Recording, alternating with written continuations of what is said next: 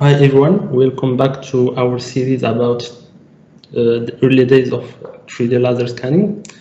With us is Geoffrey Jacobs. So this is the third part, and it will be the last one of our series about the early days. So thank you again for being with us. My pleasure. So we will start our episode by a summary of what we talked about the last time, and something new is about a description of the milestones in the development of laser scanning, both in Syria and in the industry, and maybe in the research in general. Okay. So I've already covered many of the milestones in the development of the laser scanning from CIRA's standpoint, but I think an interesting aspect of this question is what big advances came out of research and development activities, perhaps outside of the scanner vendors themselves. Many of the big advances came from research by universities or even by dedicated industry or even government research organizations. There were some of the core nuggets that led to some of these innovations. In CIRA's case, I already mentioned that the original laser came out of research done at Massachusetts Institute of Technology, Lincoln Labs, MIT. That laser was developed there and then licensed by CIRA. Likewise, the miniaturized picosecond level timing circuitry that's needed for the high accuracy in CIRA's first scanning, that was developed at Los Alamos National Labs in New Mexico, same location that's featured in the movie Oppenheimer. And the idea for CIRA's first point cloud software came by way of a recommendation from a professor at the University of California at Berkeley, Dr. Carlos Sagan. And in fact, it turns out that all of the other early laser scanner vendors originated from other research activities as well. In Regal's case, their scanner routes were based on university and research organization work done by Dr. Johannes Riegel himself. He got his PhD at the Vienna University of Technology in the emerging field of pulse generators that drive the laser transmitters. So it's that pulsing. He had done fundamental research both at university and in a research organization, and that was core behind him starting his business for LiDAR-based technologies. The origins of Zola and Froelic's laser scanner, Z and F, Z plus F, they were based on PhD laser research that was done by Dr. Christoph Froelich at the Technical University of Munich. His laser was originally used in the robotics laboratory of Carnegie Mellon University in Pennsylvania. As some robotics rely on the robot being able to sense the geometry of its surroundings, so that the robot can move without hitting something, right? So that and it was that research led to the development of a laser scanner that was this K squared T or K2T laser scanner that was on the market also in 1998. It's the first phase-based laser scanner. The original Mensi Swazik laser scanner came out of a research project initiated by Electricité de France, EDF. They're the world's largest nuclear energy utility with over 50 nuclear power plants. They needed a safe and efficient way to capture the geometry of their nuclear plants for decommissioning. So EDF started a research project for that, and the result was the Mensi scanner and the plant modeling software, 3D Ipsos it was called. In the early 2000s, a company in Canada called Optech, and they entered the 3D scanner market with a long-range scanner. They had done some previous early stage LiDAR work for space applications, and they modified it to make a 3D scanner. And their pulse laser technology was based on Optech's founder, Dr. Alan Carswell, his university research work at Canada's York University. Later on in 2010, Optech introduced the world's first high-performance rooftop-mounted mobile scanning system. It was called the Lynx Mobile Mapper M1, and that was a big breakthrough at the time. They introduced the first mobile scanning. You know, now it's everywhere, right? Finally, it was research at a leading Australia agency, the Australian National Science Agency. It was called the Commonwealth Scientific and Industrial Research Organization, CSRIO, and they gave us the first walk-around handheld scanner. It was called the ZEB-1, and you would walk around and shake it. That technology eventually morphed into today's popular GeoSlam handheld walk-around scanners. A lot of this, the core technology was coming out of these either university or government agency research organizations. And it was very, very cool. In addition to that, there was some more important R&D. It came out of a private standalone software businesses, and for me, two of them come to mind. One was software that automates the batch processing of point clouds to create specific intelligent models for piping and steel and some other CAD objects, right? And the leading development in that space was done by a software startup called ClearEdge. Their first product offering was introduced in 2009. It's called Edgewise software. It was a big time saver in the office for the right kinds of projects. ClearEdge wound up being acquired by Topcon in 2018. A lot of these, you know, they start out as small separate organizations and they get taken up by the big survey companies. The other big advance in software by a software-only company came, in my opinion, from another Australian company. It's called Euclidean. They're based in Australia. They're really kind of in the gaming space.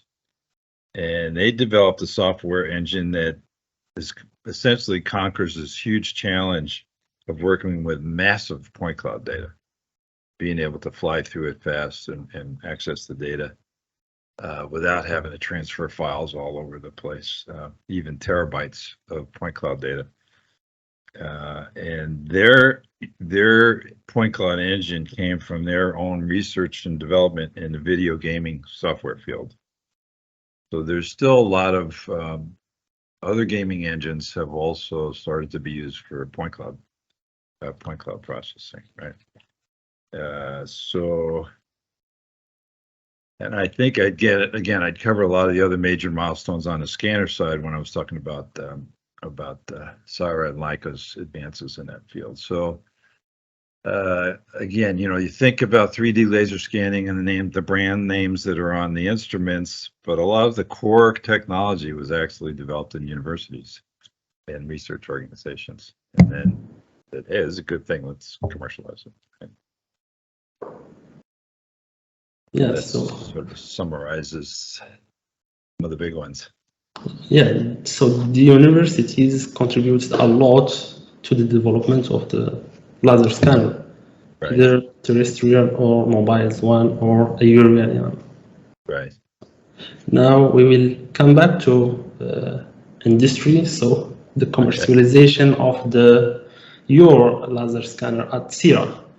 Right. So it was the Surax 2014. How did you approach the marketing side of this first laser scanner?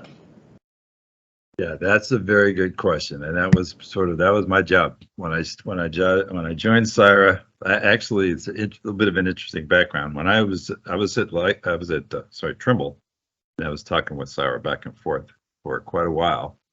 And at one point, I started to maybe get interested in joining Syra. And Ben Kassira, the CEO, he showed an interest in me joining Syra. So we were talking about that possibility. But I didn't want to join Syra until they had a product to sell. It was still in development. And I've been a product manager, product marketing guy for a long time in the high-tech industry.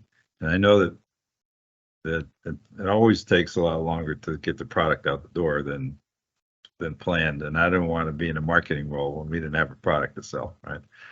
So when I joined, it was like, okay, ready to sell this product. All the beta customers had signed off on their scanners and software. We're ready to go. Okay, so there were really two parts to the marketing challenge. One was, what's the message that you're going to try to communicate? And the second was, how do you get the word out? Right? How do you get that word out? Remember, this was early 1998. This was before the internet, before email, before Google. I joined in March of 1998. Google was founded in September 1998. Okay. So this is all before this, and people are watching this or they hear a podcast. There was no such thing as a podcast back in 1998. Okay. So those were two big challenges, like what's the message and how do you get the word out, right? So first, let me talk about the messaging. So again, no one had heard of the term 3D laser scanning at that point. Now people know it, but at that point, nobody heard of it. And it really wasn't obvious from that terminology or the wording exactly what it is, what it does, what it's used for, what the benefits might be. It's just a term, right? So we decided to focus the messaging on the applications that scanning was intended for and the benefits of it, right? Because people understood the use side. So our primary messaging in the beginning was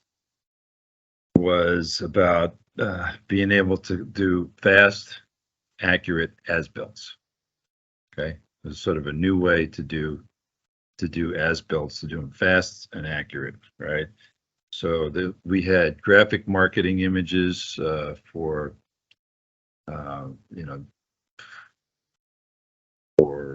trade show stuff and for brochures that showed images of point clouds for industrial plants and buildings and sites and also we would show the resulting 3D models from processing the point clouds into those models and site contour lines. We actually tried to avoid showing the scanner much itself because it was pretty ugly. So we were focused on what it did as opposed to what it was, right?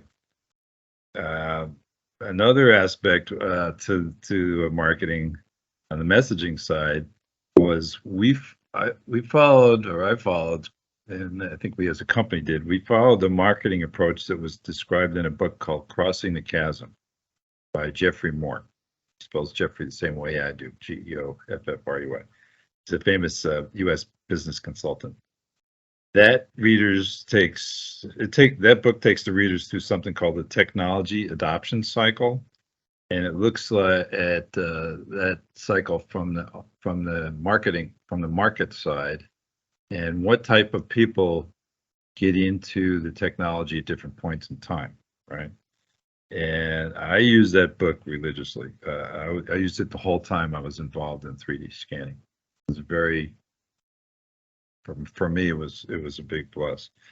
So we knew in the very beginning that the very first audience were marketing to what are called innovators or techies, right? Those are the people that they get enamored by this cool new technology, and they want to be the very first to have it. right? Their goal is, this is cool stuff. I want to be the first one to have it. Okay. I think everybody knows somebody like that, right? Something new comes out and you have a friend, look what I got. I got this cool stuff, right? The most important thing to them is that they're the first one to have it, right? They may never use it, right? They may never use it, or they may use it a little bit, but play with it. So, but there's not a lot of those people out there, right? So when in the beginning, we supported our messaging with some of the technology innovation awards that CIRA had won, especially this R&D 100 award that CIRA had won with MIT. So when you've got, that attracts the techies that want to get into it. And Invent, that group is great, but in the big picture, it's a pretty small group. So we quickly moved on to marketing to what are referred to as early adapters, that people get into the technology early. But in their case, they see the potential and they want to use it as a competitive advantage in the field that they're in already. They want to get ahead, be first, develop expertise in it, and so we've changed our marketing messaging to include the verbiage about gaining a competitive advantage in a new field or in their space. Okay, so that was sort of the early days of how we message it. Remember the second challenge was how to get the word out, and this was before the internet, right? So we used very traditional means that were popular at the time, okay, and available. But we were a startup, and almost all of our money was going into R&D, right? Hardware, software, support, manufacturing. So I had a pretty limited budget, and we were small. When I joined, I was employee number 20. Okay, we were a small company. So the first step there was approaching the trade press. So the publications that are out surveying magazines and whatnot. And I did a broad press release about the scanner and the software. And when you do a press release, you write up a document. It has the date and time. It has the date on it, the company name, and in addition to the document, you send in a picture, right? And the way you sent it in a picture that day wasn't a digital picture. It was actually a 35 millimeter slide. Okay. So I know I'm dating myself here, but that's what we had to do, right? So you wrote up a document. Here's a press release on this stuff. Here's a 35 millimeter. But so the picture, what do you put as a picture? Again, the scanner was literally, it was a black box, right? So what's not very photogenic, right? In fact, there were two boxes. One was the scanner head, and another was a power supply electronics box that was attached by a cable to it, right? So it was not very good looking, right? So what we decided to do was we took the scanner to a professional photography studio, and they put the photographer put some special lighting on it on the scan head, and he got a cool purplish glow from the scanner's front glass window. Okay, and for the final picture, he photoshopped in an industrial plant image in the background. Okay, so that was the picture that we used for the press release, right? It turned out the press release was a huge hit. Lots and lots of publications all over picked up the press release because it was a very new, different thing, right? Especially the big publications in land and surveying and in the industrial plant market, right? And they would include the picture of the scanner, and they would include some version in their notification of this new product. So it was always like a new product section in these magazines. They would edit, the text from the press release, right? So that was very good exposure, right? But we also needed what I call feet on the street, right? So we decided, we thought the additional way of getting feet on the street to to talk with prospective customers was through a dealer channel, a network of dealers, right? And especially survey instrument dealers, okay? And this one's fun to talk about because how were we able to interest survey dealers into taking on this very exotic new technology was so different from anything else that they were already selling, right? How do you do that? Well, the answer was in the Trimble GPS dealer network, especially in the U.S., right? First, we hired was our first salesperson. A very respected Trimble sales manager. His name was Dave Ross, and he was based in Texas, where all those industrial plants are, right? We hired him. He already had a lot of relationships with the dealers, and I also personally knew a lot of the dealers from my time at Trimble, right? So people knew me in that space because I had been at Trimble in the survey GPS receiver space and introduced a lot of new products. The Trimble dealers were ideal for us, right? Because those dealers had already been successful at evangelizing GPS into the survey market. And at the time when GPS was first evangelized in the survey market, it was very brand new technology, right? So they were already accustomed to taking brand new technology, very different technology, into the survey market, right? And they had a lot of customers that had been early adopters of GPS, right?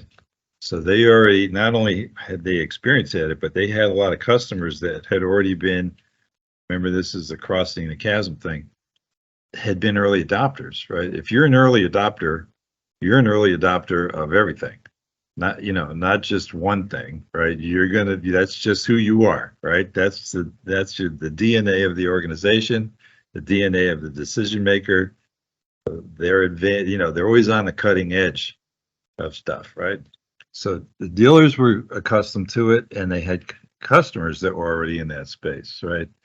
So we were able to recruit a lot of dealers around the U.S. primarily, and we organized over a dozen in-person seminars. Right, so these are not Zooms, these are not webinars, these were in-person seminars, right? And we did a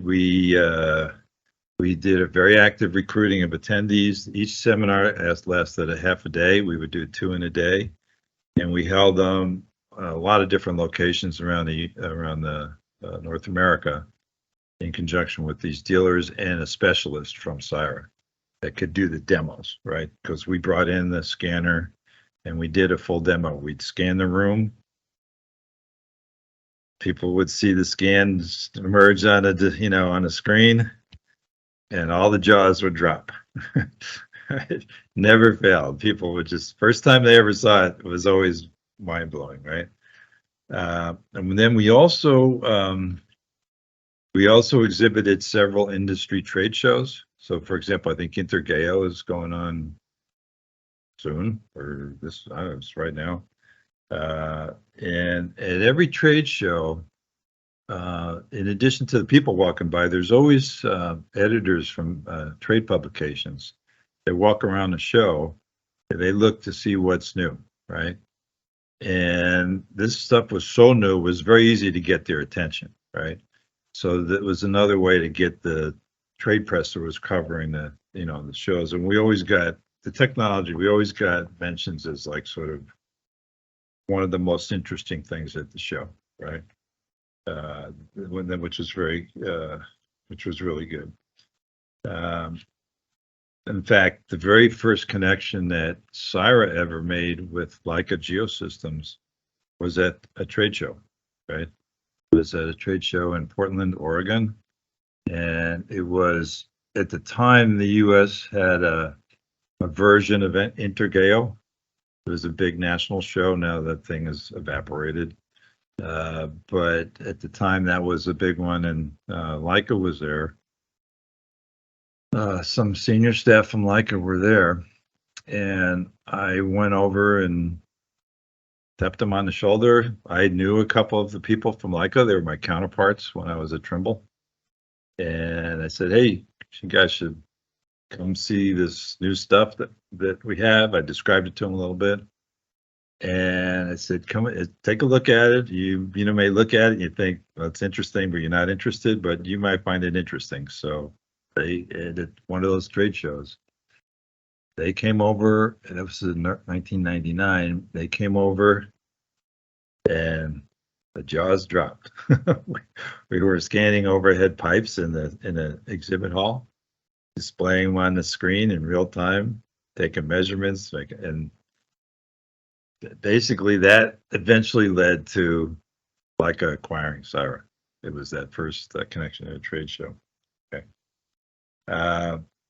When we did trade shows, we were very careful to put, again, how do you market it, right? We put the scanner in the back of the booth and we almost tried to hide it, right? Because it's, what we would show would be the scans being captured and the video, and the points being,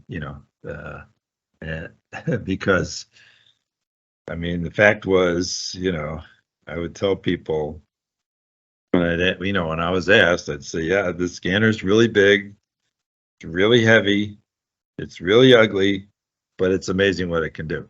Okay, it was also very expensive, right? When we would take a scanner to a trade show or a seminar or even to a customer site, it was so big. I mean, it weighed more than 50 kilograms between the scanner head and the electronics box and the tripod. It was the scan. Just those two pieces was over 50 kilograms, over 100 pounds. And each of them was the size of a very large microwave oven. They were big, right? And had a big, hefty tripod. To put the scanner on the tripod required 2 people to do it. It was really heavy, okay? It was also very expensive. It was a whole system and scanner, software, maintenance, training was more than 175,000 US dollars. Okay. That was back in 1998. So that was very expensive. Okay. So we did these we did seminars, we did trade shows. We would invite, if customers wanted to see a demo of the scanner, we didn't have many of them. Someone would fly to Oakland, California, to our office for a demo. Right. In other cases, if it was wanted to do it on a site like a pilot project, we would charge for that, ship the scanner out, and you had to ship the scanner on a pallet. It was huge, right? And one of the risks was it was so heavy that it didn't always survive the trip very well, right? So we would keep our fingers crossed every time we shipped it, right? Also on the marketing side, from a business standpoint, Ben Kassir, the CEO of Syra, he knew that any initial sales were going to require a lot of hand-holding and support, right? And because of that, he was only willing to provide that support to customers in North America, right? Just the logistics of it. Again, we're a small company. If there was an organization outside of North America that wanted to buy a system, we would sell it to them, but we would tell them we can't support you. We just can't. We're just too small, and we can't do that. But there were some organizations outside of North America that were so interested that they wanted to buy one, right? So one was Tokyo University in Japan. Another was the University of Ferrara in Italy. Okay. Another was Mabat Technologies in Israel. Okay. They were a specialty surveying company. And another was Jaakko Poiri in Finland. They were a pulp and paper engineering company. So they all bought the scanners and they just supported them themselves, which was pretty big task, but they were very successful. I think they all still use the technology. For that first generation of scanner, which was on the market for about a year and a half, maybe 2 years, we sold about 50 of them, 50 total. Okay. We were hopeful that early success, if customers had early success, that would lead to future sales. So we were closely tracking how our customers were doing. Okay. And we were especially actively monitoring for users that were doing successful projects, because we wanted to leverage those successes by marketing those success stories, right? We found 3 projects in particular, and I've already talked about them, but I haven't really talked about how we marketed them. One was a major power plant retrofit project for Detroit Edison, a coal-fired power plant in Michigan, in the United States. The engineering and construction and scanning was all done by Raytheon engineers and constructors. And the project manager had said that the use of scanning had saved $10 million in construction costs on that project. I know I talked about it, right? And avoided costly delays.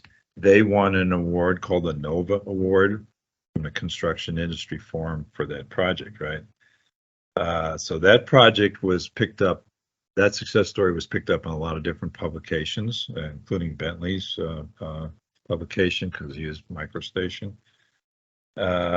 And what we were able to do, so we made a case study about it, but we also literally interviewed the project manager, did video camera interview, and he made that claim on camera. And we started to show that video every seminar, every place where you go, right? Because here's a big company saying, "Hey, we saved $10 million on this project," right? That was good. A second project that again, I mentioned this, was done by Chevron on an offshore platform.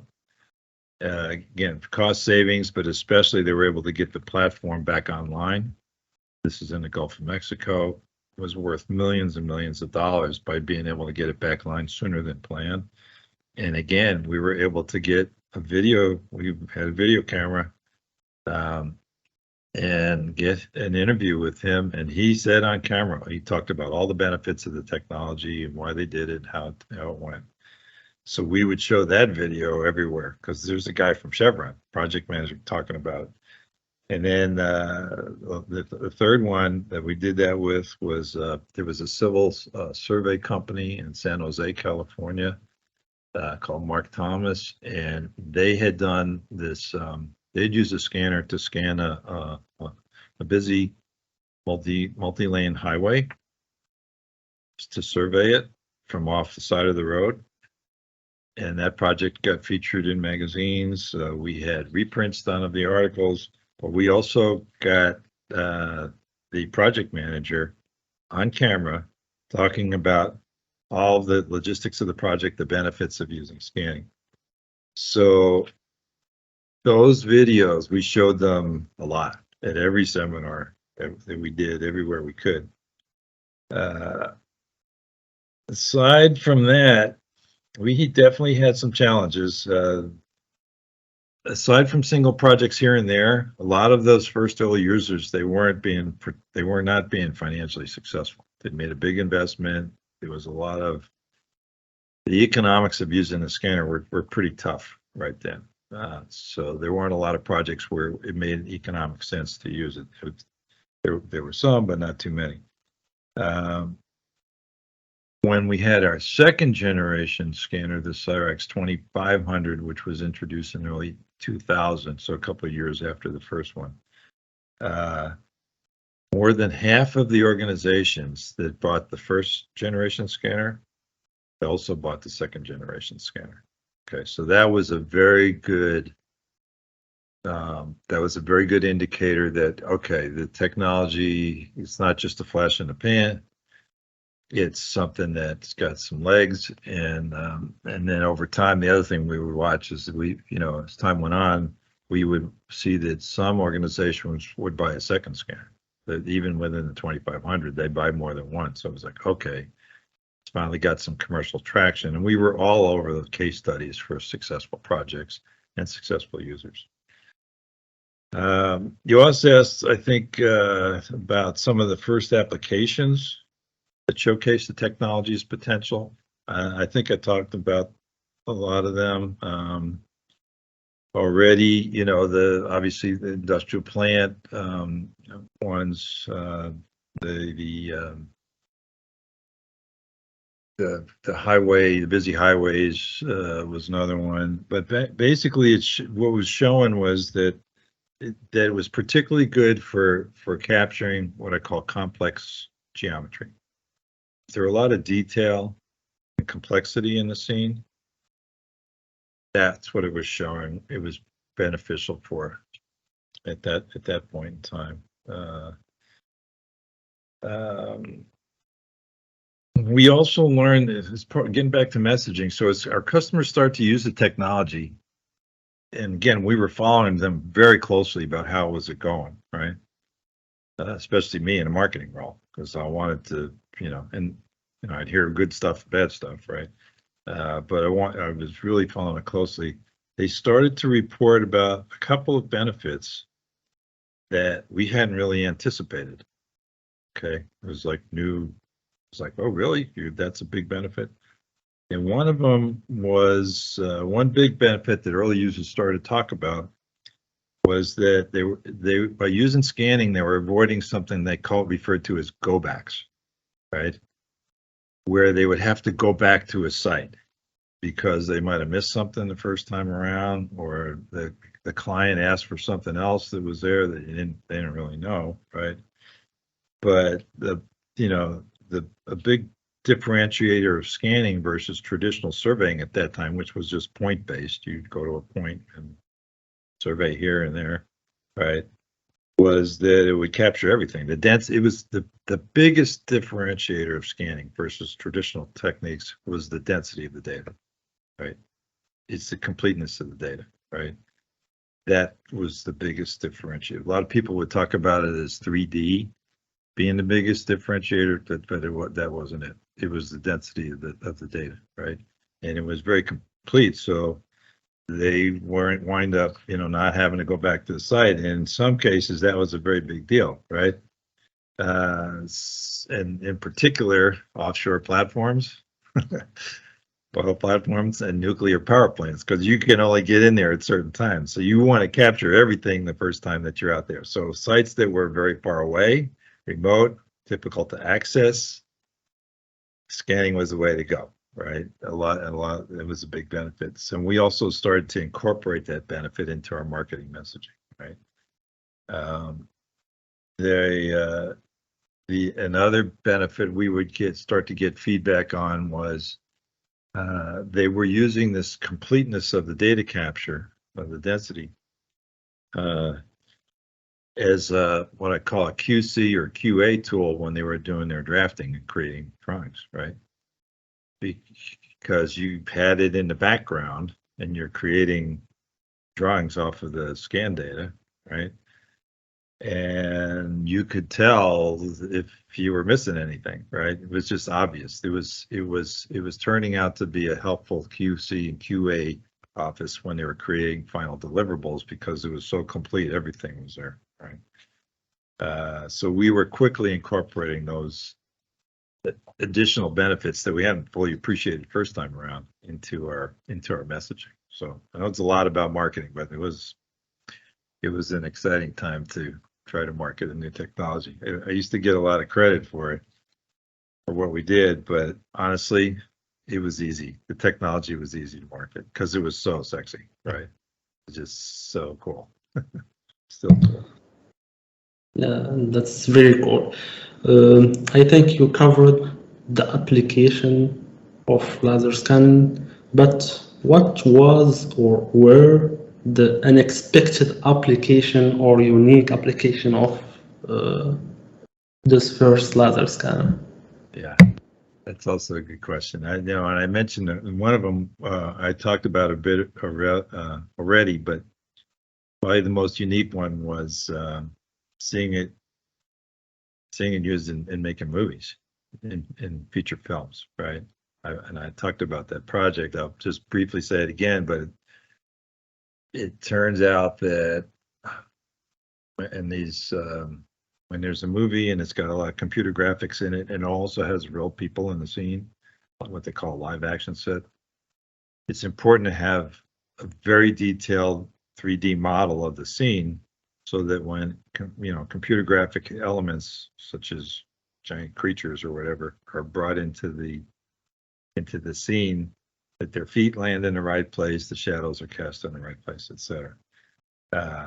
And that one we had no clue about it until somebody started using it for that. Okay. There's another interesting application in making movies. Again, we didn't fully appreciate it until we started hearing users talk about it. But there's an application where what I call it, they copy a building facade. So you may see in a movie, you're watching a movie, and there's Spider-Man's on a 12-story building, right? Well, the actual building that's not really a 12-story building. Spider-Man's on it, and it looks like 12 stories, but it's not really 12 stories. It's a 1 or 2-story building, probably a 2-story building, and it's scanned. They use scanning to scan the 2-story building, and then they copy it, and they make it 12 stories. And the reason they use scanning instead of just using CAD software to create a building is because scanning captures all the subtle details, the pock marks and all the little imperfections in the facade of the building, so that when if they make it a 12-story building, it looks realistic, right?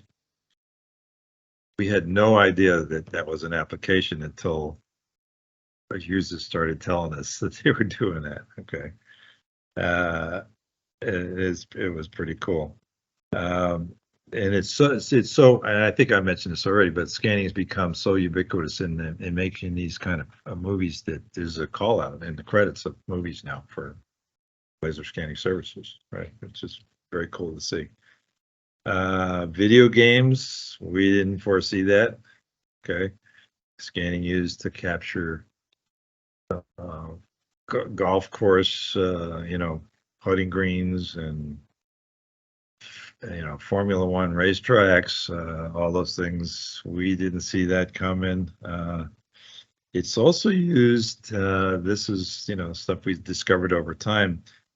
Scanning is used to capture football stadiums and building facades for TV commercials and these live shows, laser shows, the projections that go on in these buildings. How do they do that? They scan all those buildings first. They scan the insides of the stadiums. So there's a 3D model. They know exactly the surfaces that are going to be projected onto. That enables them to make these fantastic projections that you see. It's like, well, how do they do that? They do it because they're using laser scanning to get a precise, exact 3D model of the surface. We never saw those coming. Last one is kind of an interesting one. Is using laser scanning for marketing purposes, right? And that one, we first started to see this. Again, I would follow very closely. I got to know all of our early users. I was constantly corresponding with them, like, how's it going? What are you doing? What'd you use it for? And I started hearing, especially the survey companies, they would, if they were, they might go out to a site to do a project. They always had their scanner with them, and they'd stop in a small village or a small city in a central area, and they'd scan the major intersection of, the major developed downtown area of these small towns. And then they would take that and they would show those scans to the developers and the city councils of those areas. And they were basically using the scans to market their services, right? They were using this new technology and these scans to say, hey, we're not just a survey company that comes out with a poll and does property surveys. We can do this other cool stuff for you. And it was a big, it became a big marketing tool for a lot of these companies, especially when we had the big economic recession around 2008 to 2012, 2007 to 2012. That was caused by the whole housing market crash. What happened was all these survey companies, civil engineering survey companies, their businesses just collapsed, right? There was just no new building construction going on, no new residential homes being built.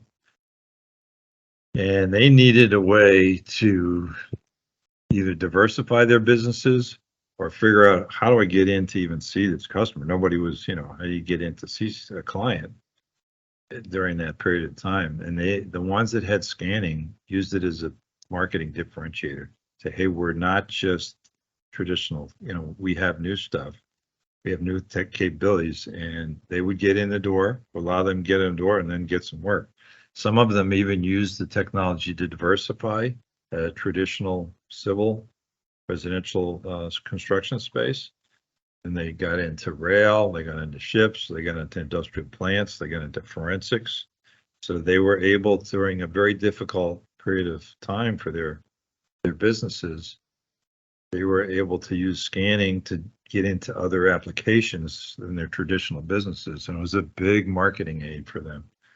And then, of course, we talked about this already, but the Matterport application, these 3D walkthroughs, when you go online to look for a new house, or you want to buy a home, there are these 3D walkthroughs that's enabled by a camera and a scanner, right?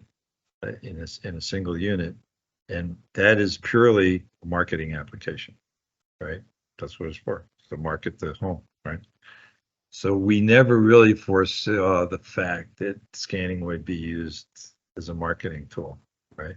We always thought of it as a project tool, but it's marketing as well.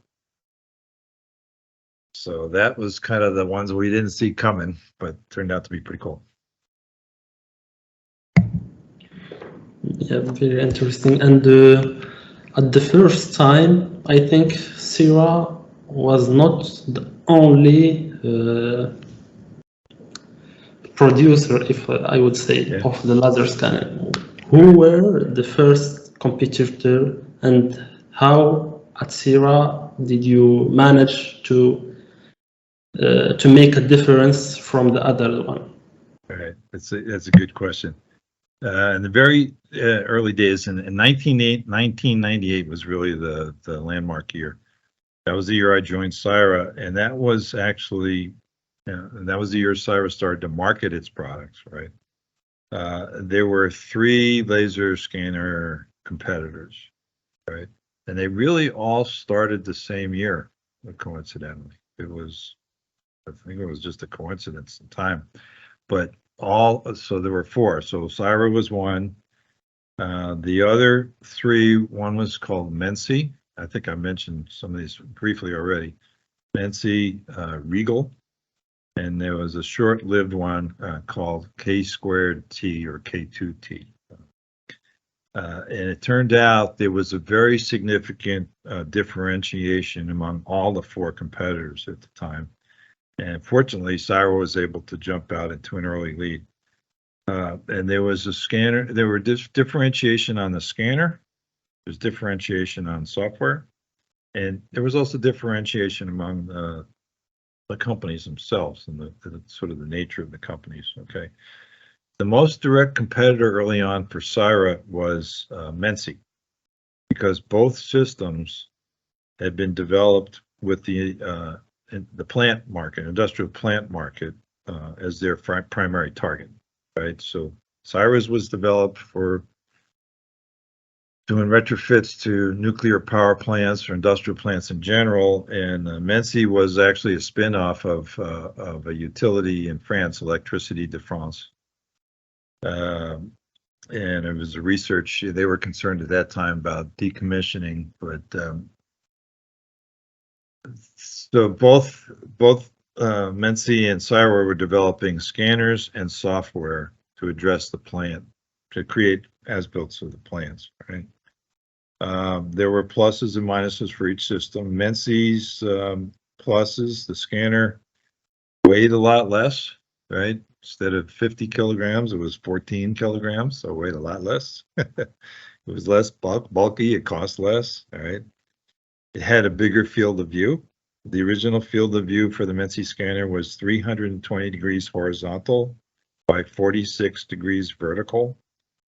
Cyrax was 40 degrees by 40 degrees, but a bigger field of view translates into fewer setups, which can save time, and in many cases it can provide logistical advantages. At very close range, at range closer than 5 meters, it was even more accurate than a Cyrax scanner, which was impressive. It used a different method. It didn't. It had a use a triangulation method. So it was a 1 meter long scanner, and it emitted from one end and it detected on the other end. Okay. And it used basically a triangulation approach, right? So that was convenient. Okay. But what happened was, as you went further away from it, the angular accuracy became very difficult, right? So it wasn't, from a practical standpoint, it really was all useful to about 10-meter range. Cyrax scanner was useful 6 millimeter accuracy out to 50 meters. So it was, and it could even capture out to 100 meters. So that longer range also translated into fewer setups and big logistical advantages on the site, right?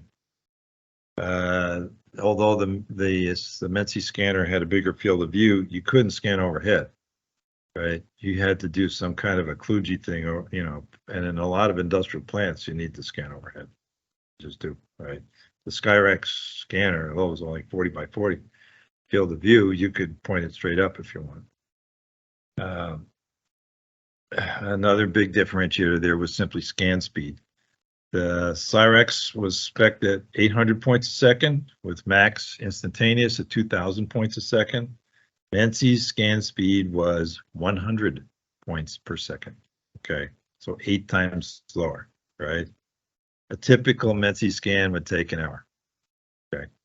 A typical Cyrax scan back then would take 10 or 15 minutes, depending on, on how you set it up. All those helped from a field efficiency standpoint. The Menzi scanner was only able to be used in low light conditions, meaning indoors. You couldn't use it outdoors. Okay. So again, a lot of industrial plant stuff is outdoors, right? So that was a big constraint. Okay. Just by way of reference, all of the 4 first scanning vendors required a laptop connection to the scanner. That was the only way to do it. Okay. On the software side, both Cyra and Menzi had developed software to create 3D models from the point cloud data, like piping. In the very beginning, the Menzi software, 3D Ipsos, was only available in French, but they eventually fixed that, right? Cyra's software, CGP, also could model,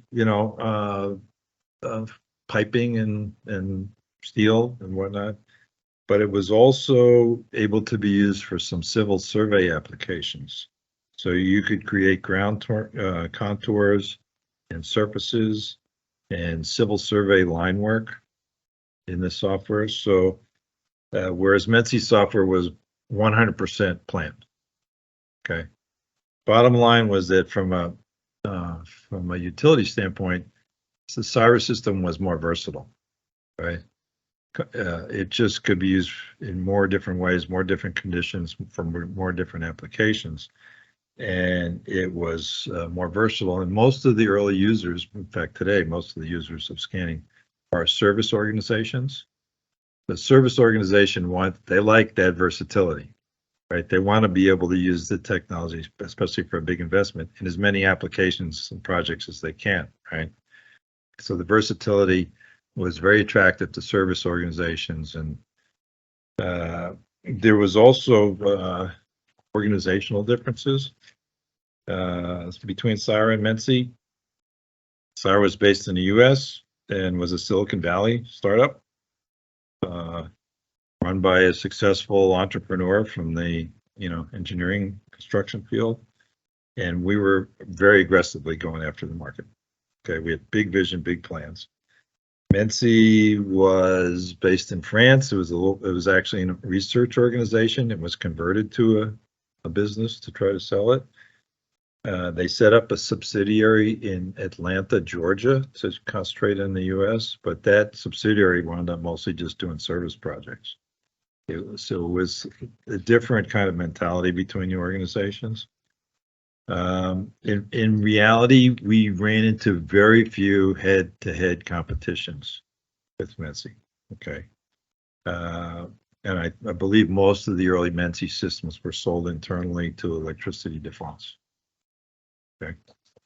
The other, Regal was another competitor. Of course, Regal is very well known in the industry today. Like Mency, was based in Europe, they're based in Austria. So most of their sales and marketing was focused in Europe, whereas CSIRO was mostly focused in North America. The main difference there between Regal and CSIRO, a huge difference, was that Regal didn't sell software. Okay. So if you were going to get a scanner, how are you going to handle the point clouds, right? And so some of their Regal customers, their early customers, they would buy CSIRO software to process the point clouds, right? Some of them would decimate the point cloud very heavily so that the file size was adequate to be able to use in CAD applications. Otherwise, it was too big.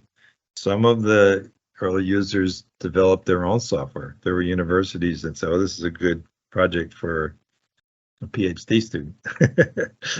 Develop software to handle point clouds, right? So if you had a prospective customer and they wanted to get both from the same vendor, CSIRO was an obvious choice, right? Regal scanner, Regal and CSIRO are the only ones that really had any kind of longer range capabilities, right? The CSIRO scanner could capture out to 100 meters. Regal could capture out to 350 meters. So it was longer range, right? Whereas Mency and the other one, the K2T, they were just very short range, very short range. Regal scanner was also time of flight, just like CSIRO, and it was faster. It was 9,000 points a second. Okay. And like I said, max range was spec to 350 meters versus CSIRO 800 points a second, 100 meters. It also had a better field of view. The Regal scanner was 340 degrees horizontal by 80 degrees vertical versus CSIRO's 40 by 40.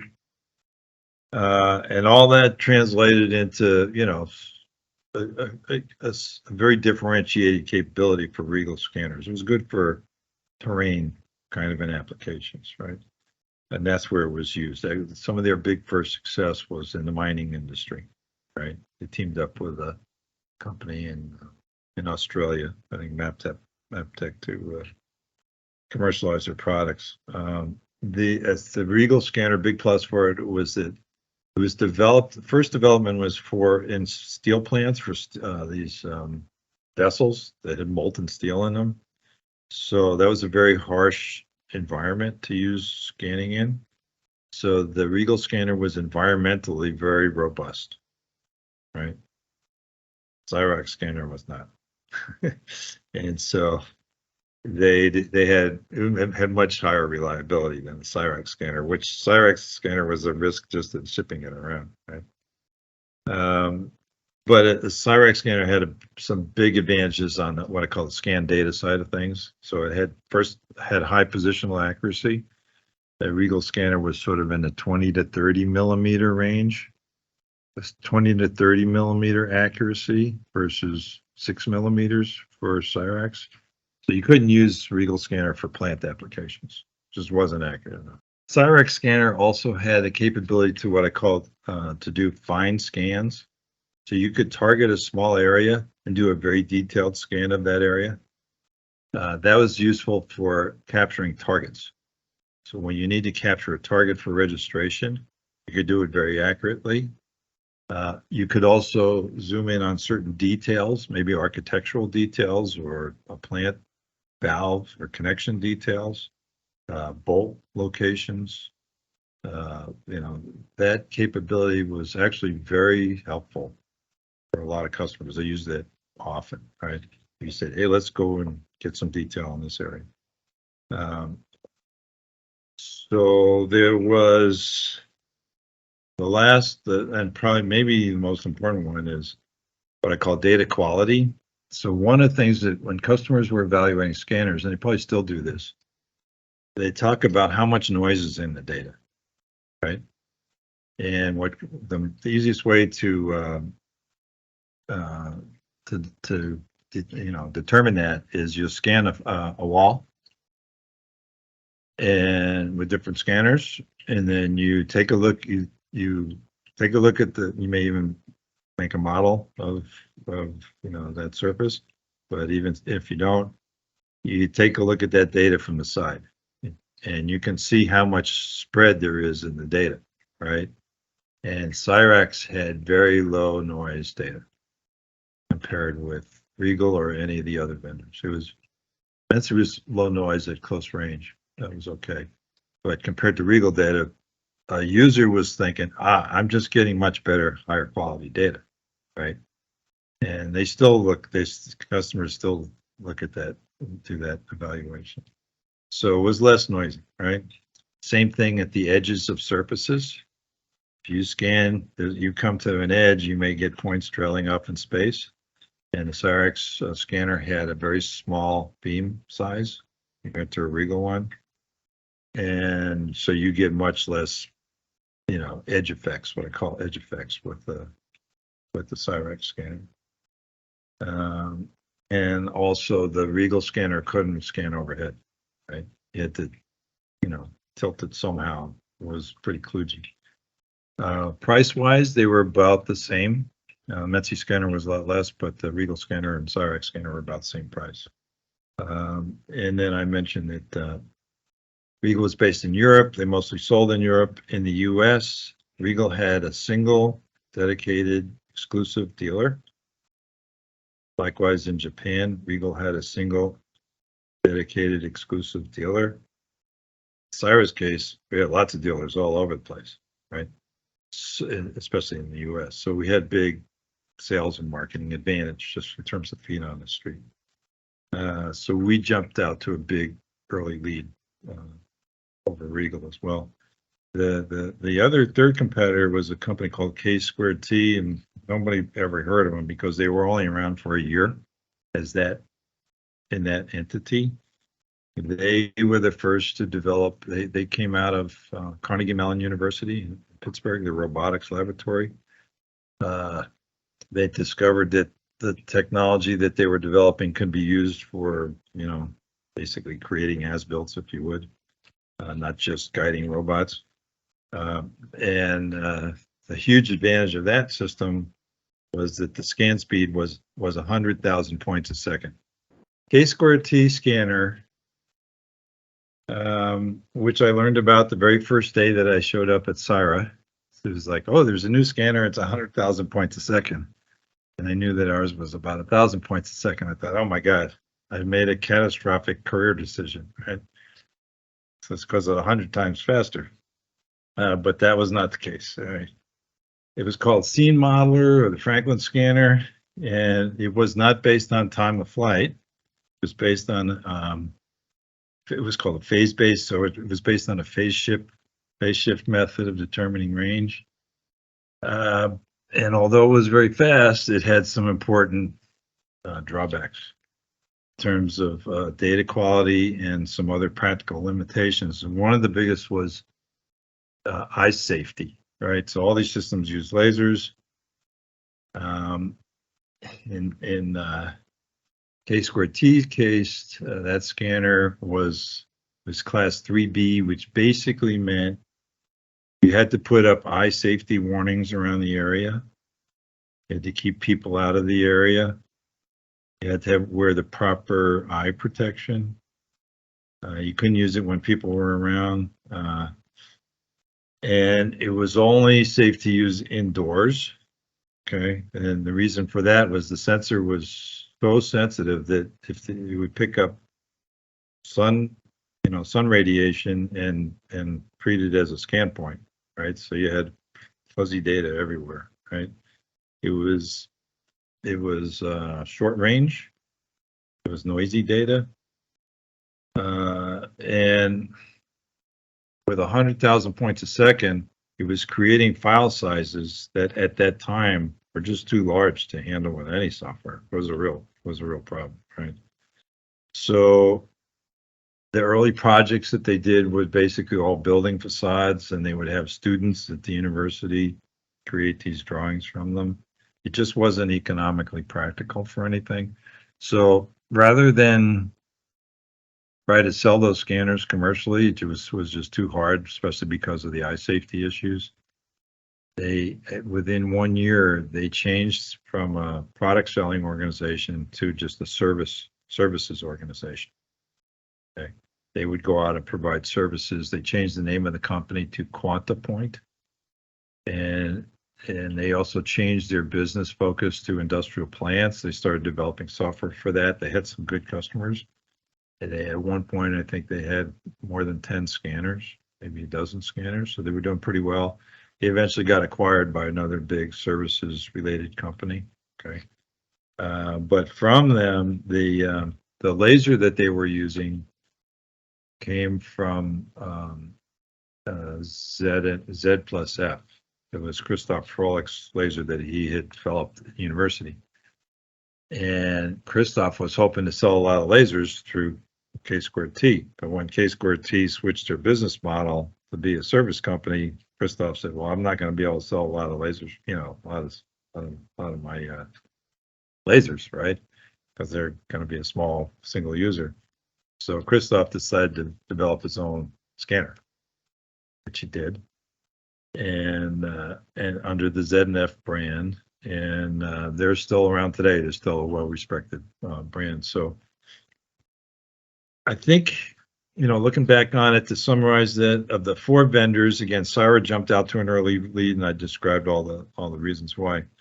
The fact that there were 4 vendors that came out all in the same year with this new 3D scanning technology, that told the market, hey, there's something interesting there with this laser scanning stuff. If it was just one company, it would have been harder, right? But the fact that there were 4 is like, oh, there's something going on here. And I think it brought more people into the market. But overall, in terms of the data quality, the accuracy, the versatility of the Cyrax system, just the entrepreneurial nature of the company, Cyra got out to a big early lead. And I think just that highly entrepreneurial Silicon Valley culture just also played a role in that early lead. Well, that's the summary on sort of the early competitors, which was an interesting time for sure. We covered a lot of points about the last 3 decades of laser scanning. But before we maybe finish this part, I have 3 points about the present. Okay. So I would like to have your opinion about it. So given the knowledge and the experience you have today, if you could come back to in time, what aspect of the early development and marketing mainly of laser scanner would you approach differently or seek to improve on?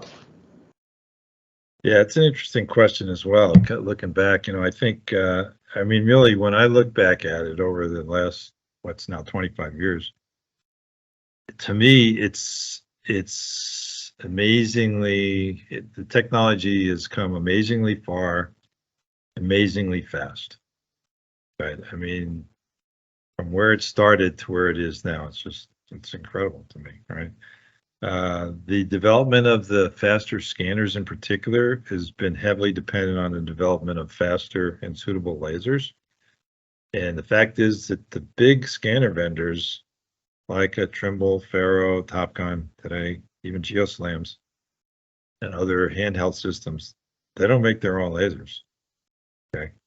They get them from other vendors that specialize in that field. So the big vendors, they've focused on miniaturization and cost reduction. Plus, they add some new features, valuable features like tilt compensation, advanced digital imaging. So I think it would have been hard to go faster than they've gone, because they don't make the lasers, right? You can only go as fast as what the laser will do. On the software side, that's an area where I think things could have been done a little sooner, particularly in the need for this truly intuitive software approach, where you could get good value from the point cloud data without having to be a 3D expert, right? So the like a TrueView and Matterport 3D walkthrough type of approach, I think that could have been worked on sooner. Okay, TrueView was introduced in 2006. It was 8 years after the scanners and point cloud software were first commercially introduced. And honestly, that project didn't involve a lot of development. It was a pretty quick, short project, right? And I think further on the software side, it's, I don't know how much, could have been done there faster on the heavy duty side of it, because the scanners and scanning have gotten faster. Scanning projects have gotten bigger. High resolution digital imagery is coming. It's increasingly popular to be accompanied with laser scan data. File sizes have continued to pose a big challenge.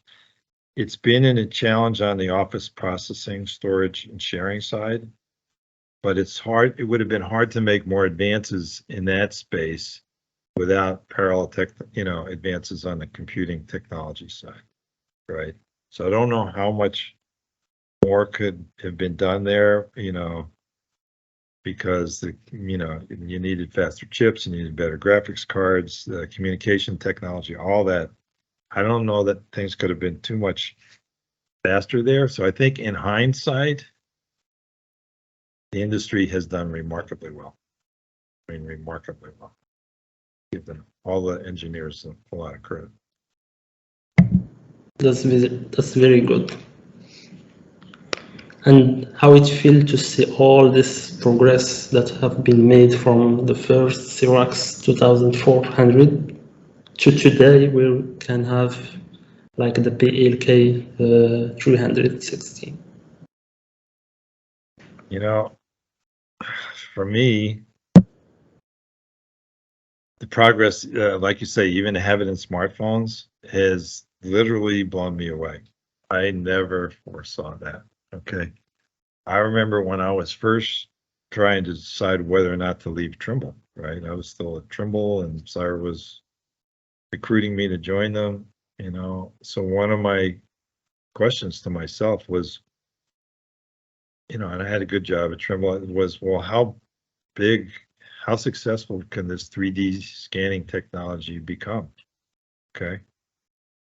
Was it going to be big or not, right? And I didn't know, right? The only solid reference point I had was I looked at the industry for creating 3D as-built of industrial plants, and at that time it was done by close-range photogrammetry, right?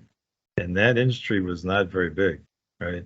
I thought maybe the whole market was like $10 million a year, and that was mostly in services, right? So I thought, well, I said, I knew the technology was cool, and I thought it had a potential upside, I didn't know how big, right? But I thought it had an upside. But I thought to myself, well, I could join this little company and it might have a big upside. If it doesn't, then it's pretty cool stuff. I'd have an important role, and I thought it'd be fun to give it a try. But I didn't really know how big it could be.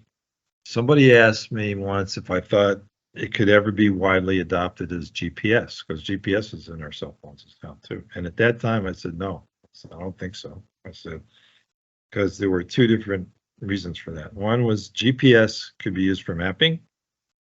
It could also be used for navigation, right? 3D laser scanning could be used for mapping or capturing, geometry. But 3D scanning itself can't be used. It's not used for navigation. LiDAR is used for navigation, right?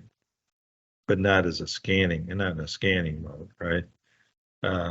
So, and also at the time, 3D laser scanner itself has got some kind of mechanical mechanism that moves it around, right? So I didn't think there was a practical way to incorporate, a mechanical mechanism. They're going to put it in your watch, right? Or your phone. So I didn't think it was going to be, capable of that. But ironically, I was pretty much wrong. Scanning is increasingly popular for capturing geometry, and the LiDAR itself is used in navigation. So it's pretty amazing. I'm really blown away by how far it's come. I never saw this coming. For me personally, I haven't been involved with GPS in its early days and laser scanning in its even earlier days. To see both those technologies on a phone, I feel very lucky that I happen to be in the right place at the right time for both those. It was fun. And how do you see the future of laser scanning? Yeah, so as you can tell from my prior remarks, about the future, I'm not particularly good at predicting the future, right? I've been wrong. I'll probably be wrong again. In terms of a trend, and I think this ability to scan while you're moving, right, or walk around scanning, I think that's the most promising trend right now. I know there's a lot of autonomous stuff, but I think being able to scan in motion, the productivity gains are just so huge. I think that's was sort of the biggest trend in the application of scanning out in the professional world. I think to have the next big futuristic breakthrough would have to be in the consumer side of the market, right? We've got the Matterport's 3D walkthrough, which is basically a consumer application for when you're shopping for a house, right?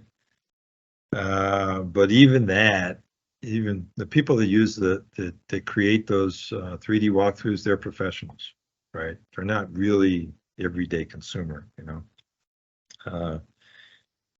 what kind of a consumer application could pop up? I think there's two possibilities, and this is just very, iffy. One would be people who are shopping for furniture, and they want to see how that furniture would look in their own home, right? So you could scan your living room or your room where you're thinking of putting some furniture, go to the furniture store, scan that, and put them together to see what it would look like, where it would fit. You can move stuff around. Originally, when Matterport was first founded, that was the application that they were focused on. They were trying to develop that, but it never really took off.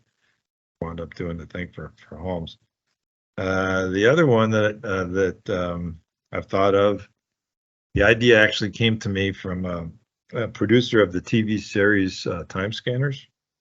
That she spoke at a user conference that I ran for many years, and would be a personalized use of scanning in video games. So imagine having a kid scan himself or herself and put that scan, have it converted to a model, if you would, with ability to move, fully textured model. You could put yourself into a video game, okay? Or you could put your own room or your own house or your own yard into a video game, okay? And his friends could do it, right? I think that, that would be one that I could potentially see, making it even more ubiquitous, but who knows? Maybe something like that would take scanning truly into the consumer space. I think so far it's been an exciting ride. It's been an amazing ride, and I can't wait to see what the future holds. But as far as I can, again, I haven't been great about predicting the future, but to me, that's sort of the next possible layer of adoption and use of the technology in our world today. Okay, thank you so much. Just before I make a conclusion of our series, do you have any point to add or question you wished that I asked you, or a last point to talk about? I want to thank you, for reaching out to me. When I had the opportunity, there were times over a period of time, especially after I retired, I would tell people about sort of the early days of scanning, and they'd say, "Oh, it's really interesting," and it led me to writing about it in the XYHT publication and writing about those articles there, and it was fun for me. I have a couple of sons that are, in their 30s, 40s, and I thought it's a legacy thing for me to leave to them, see what Dad did for part of his career. And that was fun. And then when you reached out to me, Karubi, I was very flattered, and I thought, I think it's a great opportunity, great idea. And I appreciate it very, very much. You're reaching out and inviting me to do this. It's been fun. Thank you so much. It's a pleasure for me, and also I'm humbled to have a talk with you. So a big thank you, and I have learned a lot from you, and I wish our listener will learn a lot from you. Just before to finish, I invite anyone listening to read the articles you wrote. It's, I think, 14 article, very interesting article, which include more details. And I will list all the link to your article in the description of this podcast.